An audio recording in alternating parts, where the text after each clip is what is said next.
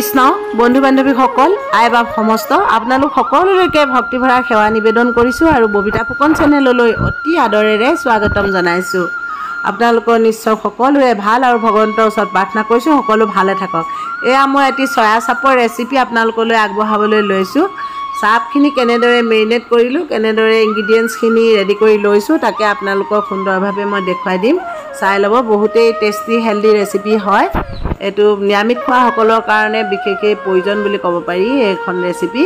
সেয়েহে নিৰামিষৰ বিয়াবিলাকতো ভকত বৈষ্ণৱসকলে সকলোতে মানে এইটো ট্ৰাই কৰিব পৰা যাব। এয়া চাওকচোন, এনেদৰে চয়া চাপখিনি কাটি ল'লোঁ।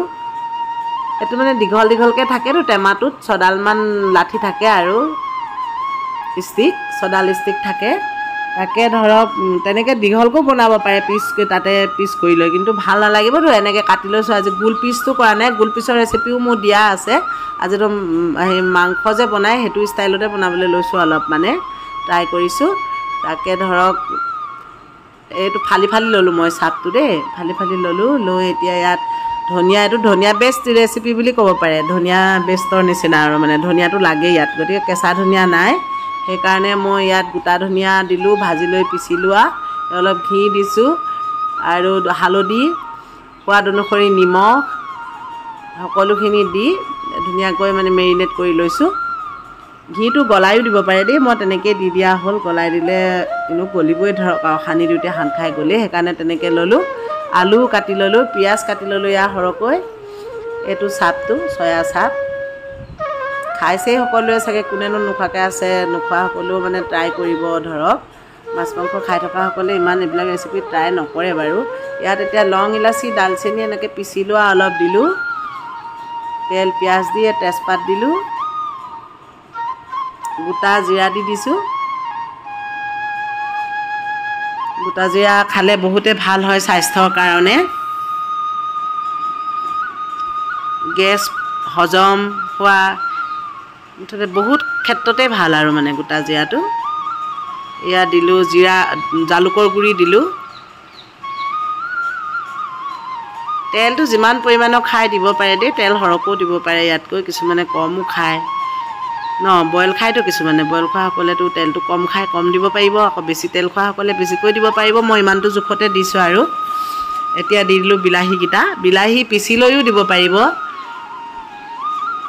তেনেধৰণে বনোৱা ৰেচিপিও মোৰ চয়া চাপত দিয়া আছে, আপোনালোকে চাই ল'ব পাৰিব। মই আজি এইটো ষ্টাইলত বনাইছোঁ, তাকে এইভাগে ট্ৰাই কৰিবচোন এবাৰ, ভাল পাব নিশ্চয়।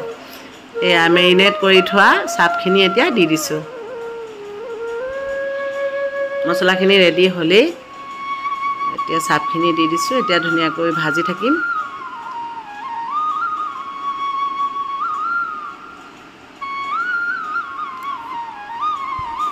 এনেদৰে ভাজি ল'ব লাগিব। এয়া এতিয়া আমুল ফ্ৰেছ ক্ৰীম ফেটি থৈছিলোঁ, দি দিলোঁ ঢালি। এতিয়া ধুনীয়াকৈ লৰাই লৰাই ভাজিব লাগিব। এনেও মেৰিনেট কৰি থোৱা আছে, চাপখিনি সুন্দৰভাৱে সোমাইছে মছলাবিলাক। বহুত বেছি মছলা দিয়া নাই বাৰু, যিকেইটা ইয়াত লাগে মই সেয়াহে দিছোঁ। জিৰা ধনিয়া এইবিলাকেই বেছি ভাল ইয়াত চাপৰ ৰেচিপিখনত। এই আলুখিনি দি দিছোঁ এতিয়া।